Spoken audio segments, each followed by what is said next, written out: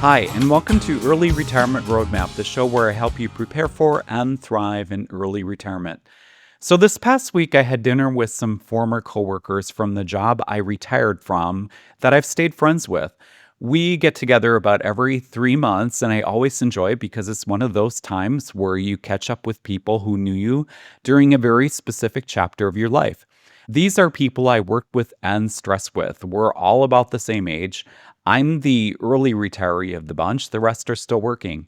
Anyway, we're all in that stage of life where we're thinking about retirement and planning for it. And a lot of times we talk about our families, of course, our challenges with that, our health, and so forth. But the last couple of times we've had dinner, the conversation kept drifting back to the same thing. Everything just feels out of control. Gas, groceries, home insurance, auto insurance, property taxes, health insurance. And my intention of this episode is not to go political in any way. I want to be very clear about that right at the beginning. This is not a political commentary episode. What I'm talking about is something I think a lot of people are feeling right now, no matter where they are at politically and who they voted for. And I decided to create an episode on this topic as I don't see a lot of episodes in my niche about this, probably because the creators don't want to get political, like I'm hoping not to in this episode. But I also feel like this needs to be talked about too, as it's just part of good retirement planning. It's this nagging feeling that the retirement many of us imagine in America is not exactly the retirement we're looking at now. And as someone who retired early at 55 in December of 2024, I've been feeling this way for a while. But that dinner really brought it into focus for me, made it really hit home, especially that it's becoming really real. Because when you're still working, higher costs are annoying, frustrating, and maybe even stressful. But when you're retired or seriously planning to retire, rising costs feel different. They don't just hit your monthly budget, they make you question everything. And that started me to ask a question that I never thought I'd seriously be asking myself. Is America becoming too expensive to retire in? And maybe even more uncomfortable than that, would I ever consider living somewhere else? Not necessarily because I have to, not because my plan failed. It hasn't, despite how out of control things have really started to feel, but because the reality of retirement in America is starting to feel a lot different than the version I had in my head. When I was working toward early retirement, I thought about a lot of things. I thought about my portfolio, I thought about withdrawal strategies, I thought about health insurance before Medicare, I thought about taxes, I thought about whether I'd have enough cash, whether the market would cooperate, whether I'd miss work. What I didn't think about enough was the emotional effect of watching basic life expenses climb after I had already stepped away from work, because that's a very different feeling.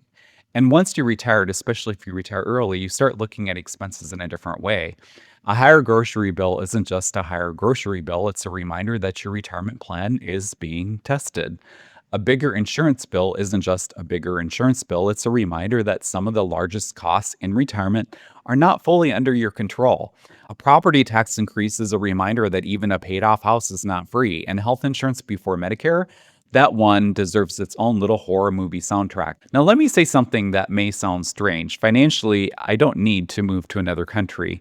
That's the part of what makes this question interesting to me. I'm not sitting here saying I have no choice, I have to leave. That's not my situation. But I am saying something that I never expected to say out loud. I think about it more than I used to. I have to admit, I've started watching YouTube videos about it as that's in the back of my mind.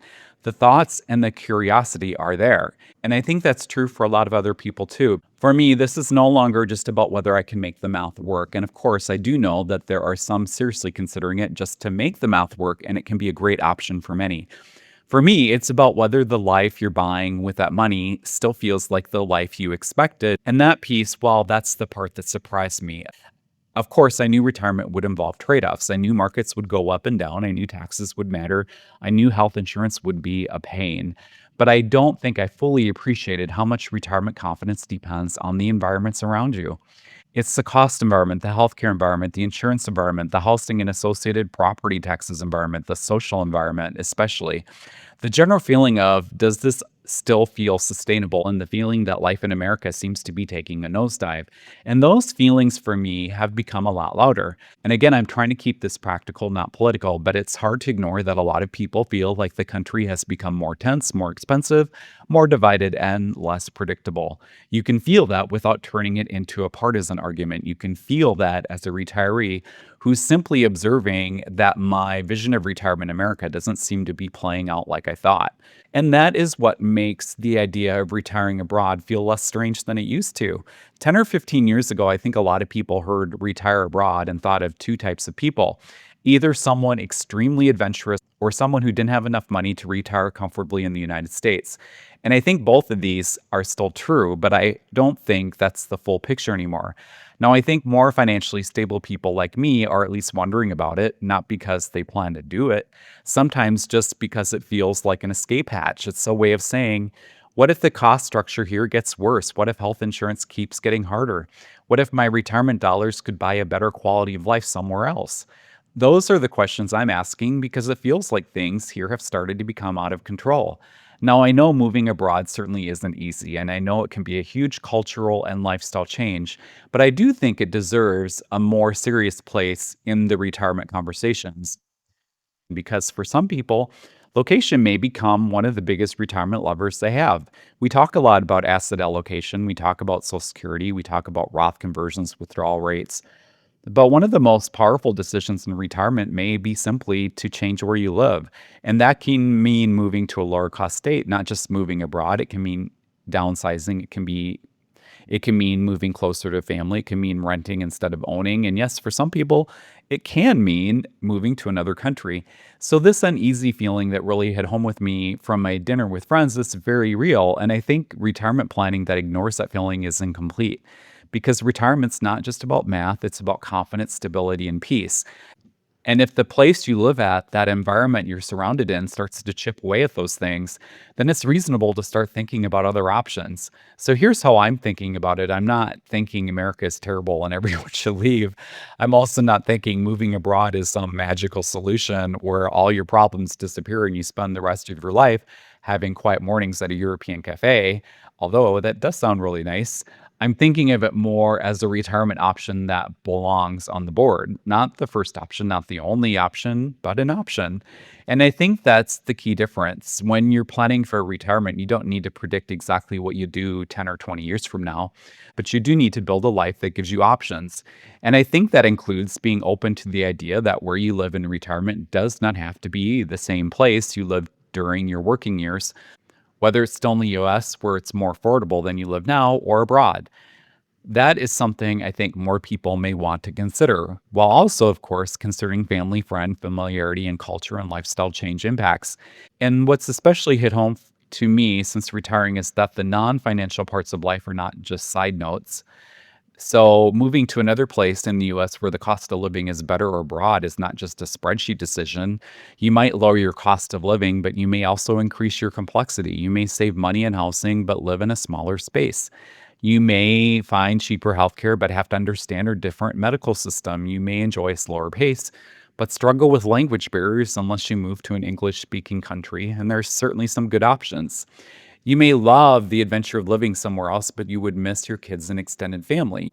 You may escape some frustrations, only discover brand new ones with better scenery.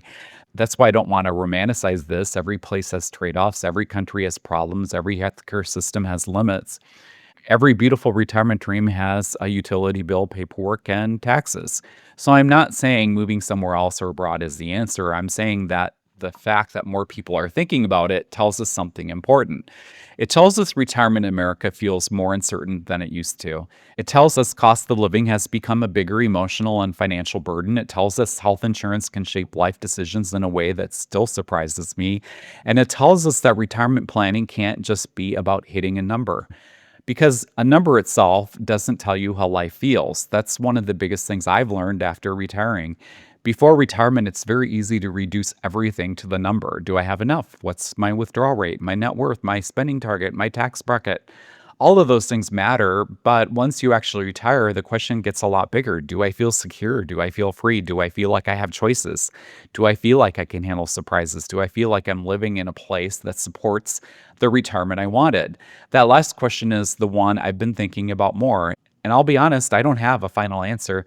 I'm not packing boxes. I'm not calling a realtor, but I am paying attention. It has crossed my mind. And I think paying attention is part of responsible retirement planning. If you're 45, 50, 55, 60, or already retired, I think this is worth thinking about in a calm and practical way. Not fearfully, not politically, not as a fantasy, but as a planning question. What would make your retirement feel more secure? What expenses are starting to worry you the most? What costs are rising faster than you expected? How dependent is your plan on staying exactly where you are? Would you ever move to a lower cost state? Would you ever downsize, rent? Would you ever spend part of the year somewhere else? Would you ever consider another country? And if the answer is absolutely not, that's fine too. That may simply mean your retirement plan needs to account for staying put, even if something gets more expensive. That's a useful realization because the worst plan is not the one where you decide to move to another part of the country or stay in America or leave America. The worst plan is the one where you assume nothing is going to change. And that's where I think a lot of retirement advice falls short. It tells you the average inflation assumption, but not what it feels like when three different bills jump at you at the same time. It tells you healthcare is the line item, but not what it feels like when you pay the monthly premiums. It tells you to plan for a long retirement, but not always how to think about the world you're retiring into. And the world we're retiring into, for me and many of you, it's starting to feel different. And different requires flexibility. And that's my biggest takeaway. Retirement planning is more than just planning all the financials, it's also about flexibility. And in addition to being flexible with things like spending, it also needs to include geographic flexibility. So, where does that leave me? Right now, I'm not planning to leave the United States, but I am no longer dismissing the idea as something only other people do.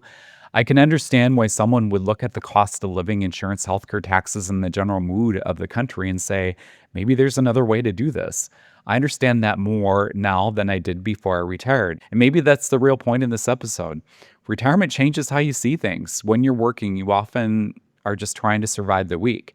When you're retired, you have more space to look around and ask, is this the life I actually want for the next 20 or 30 years? That can be exciting, but it can also be uncomfortable. But I also think it's healthy because retirement should not just be about preserving your money, it should be about preserving your quality of life. And if the cost or stress of where you live starts to reduce that quality of life, then it's worth asking whether there are better options. Maybe the answer is moving abroad, maybe it's moving to a different state, downsizing. Maybe it's staying exactly where you are, but adjusting your plan. Maybe the answer is simply accepting that the retirement you imagine needs to be updated for the world we actually live in. That's where I'm at right now. Not panic, not making a political statement, not telling anyone what to do. Just being honest that the America I pictured retiring in doesn't feel exactly like the America I'm retired in. And I don't think I'm the only one feeling that. Before we go, some freebies to share that are available on my Patreon, and the link is in the description. You can join for free and download these from my tools collection. First, you can download my 12-step early retirement planning checklist. It's a practical, easy to follow guide that walks you through everything from calculating your FIRE number to building a tax-efficient withdrawal strategy. Second, if you're on an ACA health plan or are planning to be, if and when you retire, download my ebook, ACA Premium Shock Fix 10 Ways to Pay Less for Marketplace Coverage All Year Long. This ebook gives you a clear, practical framework to lower your ACA premiums legally by understanding and controlling the income number that drives your subsidy, MAGI, or modified adjusted gross income. And lastly, download my ACA MAGI Estimator. It's an Excel template that can be used to estimate your MAGI for ACA health insurance, and you can also use it to keep track of your MAGI if you're currently on ACA health insurance to help stay within the 400% FPL threshold to maintain subsidies.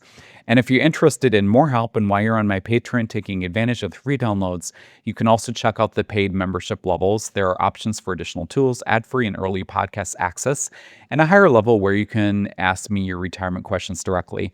Lastly, go to mikeupland.com for all of my media. Until next time, take care and make the most of today.